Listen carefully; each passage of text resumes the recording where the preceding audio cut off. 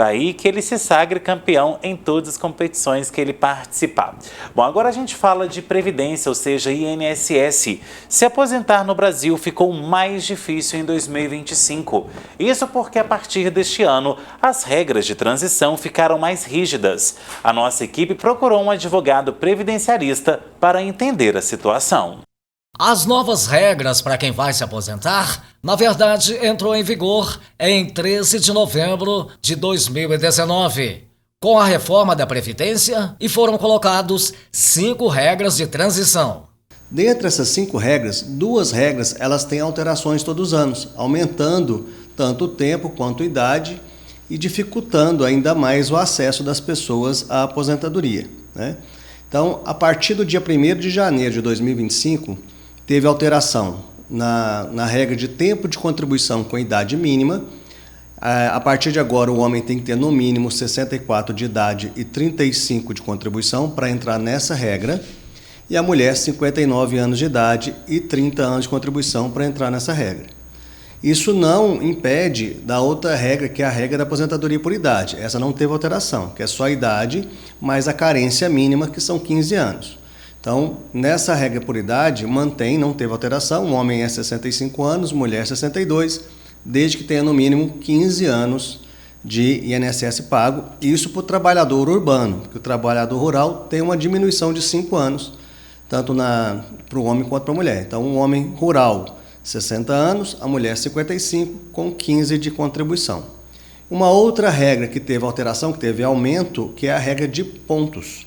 Então, a partir do dia 1º agora, o homem tem que ter no mínimo 102 pontos e a mulher 92 pontos. Como é que é feito esse cálculo de pontos?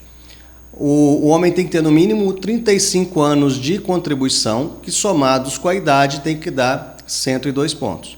E a mulher no mínimo 30 anos de contribuição, somados com a idade, tem que dar 92 pontos. Quando falamos em soma de pontos para a aposentadoria, tudo parece um pouco confuso. Mas na prática é o seguinte.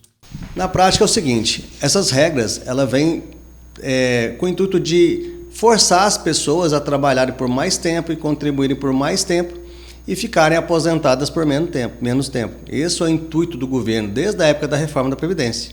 Colocar mais dinheiro em caixa e pagar menos a população, né?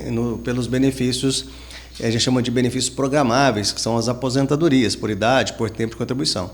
Então, nessa regra de pontos, hoje vai ficar quase que inviável você entrar nessa regra, porque as outras regras você vai conseguir preencher os requisitos antes.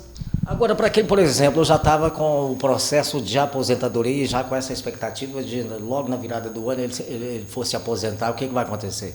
Não, aí o que acontece? Existe a questão do direito adquirido. Se a pessoa já tinha o direito antes desse aumento, tanto do tempo quanto da idade, até 31 de dezembro de 2024, mantém-se a regra de 2024. Então, é só para quem vai completar a partir desse ano, certo? Quem já tinha o direito e não exerceu, pode exercer ainda hoje, pode pedir hoje, aplicando a regra de 2024, não tem problema, desde que já tenha preenchido os requisitos. Preencheu, só não exerceu o direito. Então, esse direito adquirido ele tem que ser respeitado.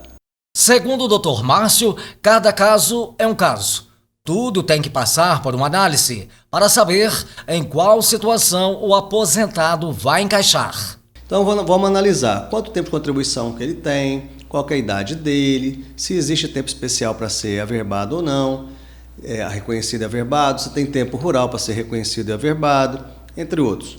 Então fez a análise, vamos supor que nós apuramos lá que é um homem, por exemplo, que tem 62 anos de idade e 37 anos de contribuição. Aí eu vou analisar qual que é a regra de transição que ele vai encaixar.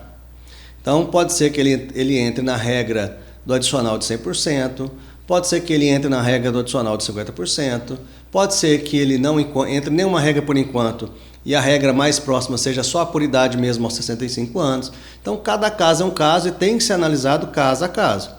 Porque a regra que aplica para mim, que talvez que seja mais favorável para mim, não seja mais favorável para você. Porque nós temos diferenças de idade, diferenças de tempo de contribuição. Então, tem que fazer essa análise, a gente chama isso até de planejamento. Nós temos que fazer esse planejamento previdenciário para saber qual que é a regra mais favorável, qual que vai dar um retorno financeiro melhor, para a pessoa já ir se programando e conseguir se aposentar da melhor forma possível.